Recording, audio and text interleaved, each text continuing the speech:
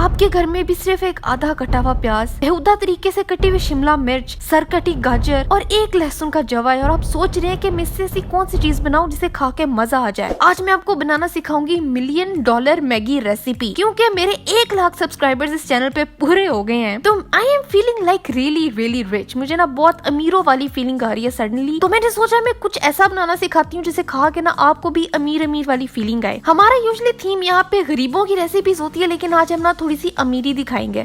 वैसे अंदर की बात ये भी गरीबों की रेसिपी है, सो डोंट वरी। सबसे पहले thank you so much 1 lakh subscribers के लिए। इस रेसिपी को बनाना शुरू करते हैं। सबसे पहले ये चीज, ये चॉपर है। इसकी मैं जितनी तारीफ करूँ उतनी कम है। इसने मेरी जिंदगी आसान कर दी है। इसमें मैंने डाल दिया है एक छोटू सा प्याज आधा काट के, सरकटी गाजर थी उसके भी इस तरह से थोड़े से पीस करके डाल दिए, और साथ शिमला मिर्ची। यार सब कुछ अंदाजे से डालना, कोई क्वांटिटी नहीं है, जितना अच्छा लगे डाल लो।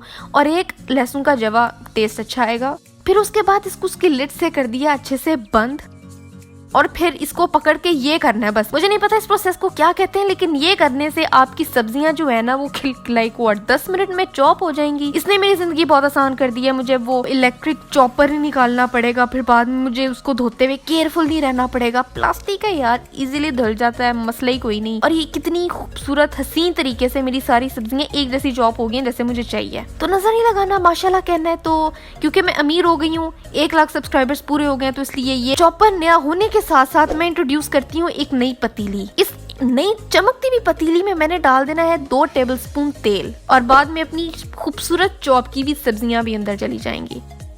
इसको थोड़ा सा फ्राई करेंगे, थोड़ा सा सौते करना है कोई 10-15 सेकंड के लिए। उसके बाद इसमें डाल देना है नमक हस्बे जायका, और 1/4 छोटी चमची चिली फ्लेक्स या कुटी हुई लाल मिर्च। इसमें आप और भी मसाले ऐड कर सकते हो। यू नो मी, मुझे मिर्च देख के वैसी मौत पड़ जाती है, तो इसलिए मैं ना स्पाइसेस पे हाथ जरा हल्का रख रही हूँ। इसके बाद इसमें जाएंगे स्वीट कॉर्न्स 1 टेबलस्पून, या अगेन जितने पसंद है डालो, मेरी तरफ से पूरा 10 डालो, मैं नहीं रोकूंगी, ट्रस्ट मी ऑन दैट। मैंने आपको खुली छूट दी हुई है, जो मर्जी करो। इनको हल्का सा फ्राई करने के बाद इसमें चला जाएगा दूध। हाँ, हम इस मैगी को दूध में पकाएंगे, पानी में नहीं, क्योंकि अब हमारे पास आ चुका है पैसा। अब दूध उतना ही चाहिए जितना नॉर्मली हम पानी लेते हैं मैगी कुक करने के लिए। तो आपने अपनी मैगी के इंस्ट्रक्शंस पढ़ने हैं। अगर 1 कप पानी लिखा है तो 1 कप दूध डालेंगे। उसके साथ चला जाएगा 1 पैकेट मैगी का, और साथ ही इसमें डाल देनी है अपनी मैगी की सीजनिंग। जाहिर है वो भी जाएगी। अब उससे हम नशे तो नहीं करेंगे, तो वो भी अंदर चली जाएगी। अब आप सोचोगे कि सना ये इतनी बड़ी पतीली लेने की क्या जरूरत है, जैसे तुम 7 बंदों के लिए बिरयानी पका रही हो। तो मेरी बात सुनो, ये बहुत हेल्पफुल है। अब दूध की फितरत में ये चीज है कि जब उसको आग मिलती है ना, तो वो पागलों की तरह पतीली से बाहर भागता है। तो इस तरह एक डीप पैन लेने से होगा ये कि दूध